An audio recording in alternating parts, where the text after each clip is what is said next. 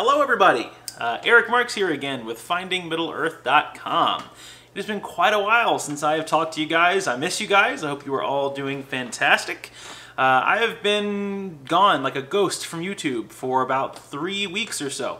So I've gotten a lot of questions as to why, and I promise I'm working on stuff for the channel. I didn't just like take a 3-week vacation. I'm working on 3 things right now, and I'll go ahead and go over some things with you. That's what this video is meant to be, kind of an update on what is happening and some things you can look forward to come. So quite a few things. I got a new vlogging camera. An update has happened with my Fuji situation that I'll give you guys kind of a separate video on. And then I took a trip somewhere, so let's start at square one. Number one, you guys know that I'm a huge Disney fan. I love going to Disney World and photographing the theme parks. I just like it. It's cool. I like the theme park feel. I like that mood. It puts me in kind of a weird mood when I'm there. It kind of makes me feel like a kid and a little bit more creative when I'm there. And I love that. I love shooting my landscapes too, but I just oddly fell in love with shooting theme parks. Photographing theme parks. I probably shouldn't say shooting theme parks. So yeah, I fell in love with taking photos in theme parks, and I've gotten my fair share of hate speech for that. My gosh, whenever you tell someone you're going to go take photos in Disney World, they're like, oh, you get a life, you should fund a trip to Portugal. Well, Portugal? So anyway, what I'm trying to say here is I have gotten so many emails mixed in with the hate speech about Disney World. I've gotten so many emails of people asking me how I get the photos that I get inside of Disney World, how I get the photos with no people, what's the best time to go to Disney World to take photos, what's the best parks, all the best places. And I've gotten over 500 emails and messages all about Disney World photography and how I get the shots that I do.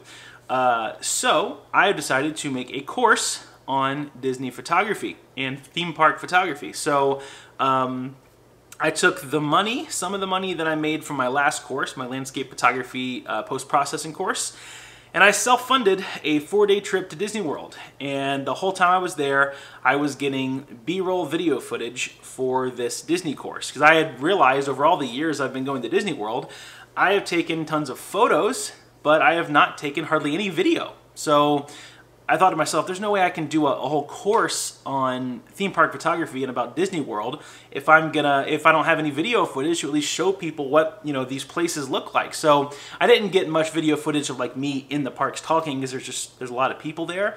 It's just too hard to do that by myself. But I did get a ton of B-roll footage and video footage of all the places that I shoot.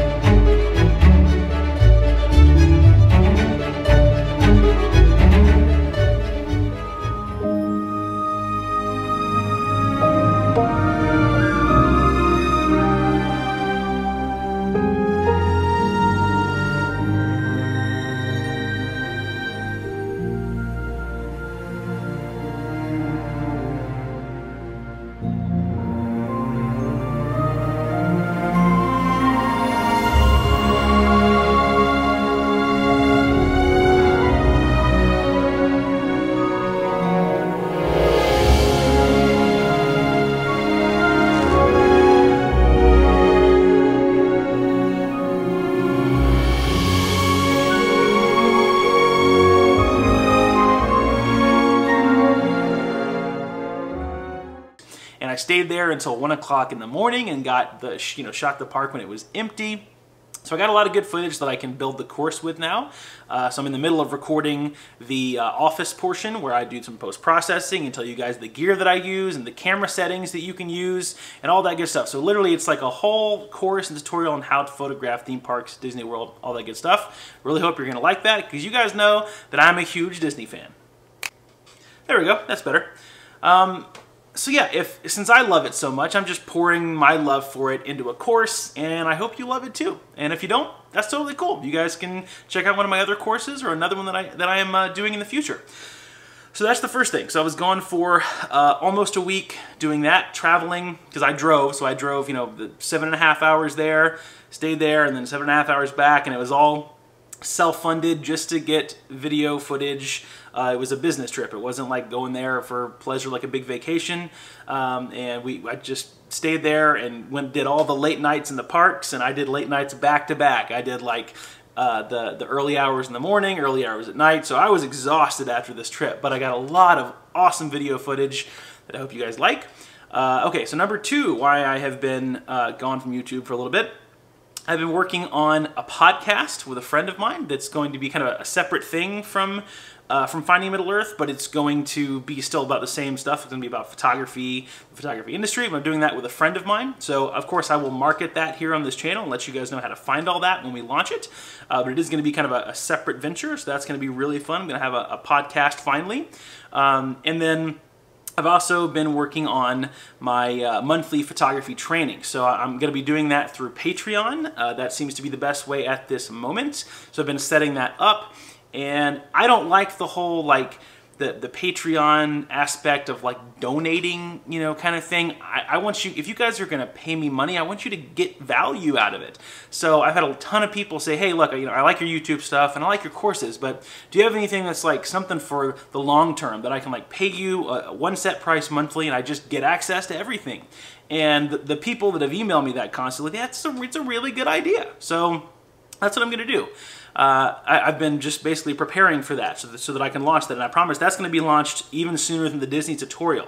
So if you do hop on that monthly plan, then you'll get access to that Disney tutorial and all my courses, and you'll just get access to everything. I don't like the whole like pay bracket thing. There's a lot of people that do Patreon and monthly stuff where it's like brackets, like hop in at $2 a month, and you know it's like, what do you get for $2 a month? You feel really good about yourself. Hop in at $5 a month, and I'll give you like a high five, and it's like, that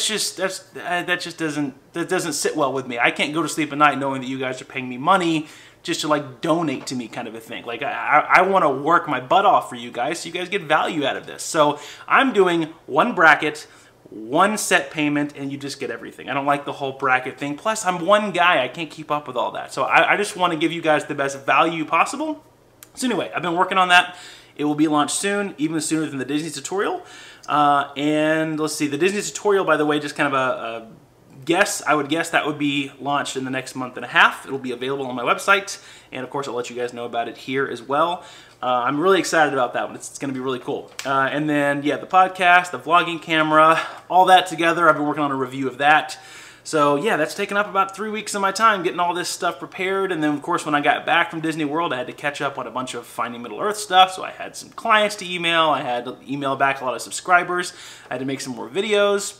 I had to do one of my Instagram photo critiques and get that back on track. So it was just kind of like a culture shock back to the real world. So anyway, thank you guys for always being patient and bearing with me while I do more stuff and some more R&D for the channel, as it were. And if you guys have any questions or any more suggestions or anything you'd like to see in the future, always leave that in the comments. I'm dragging this on, my gosh.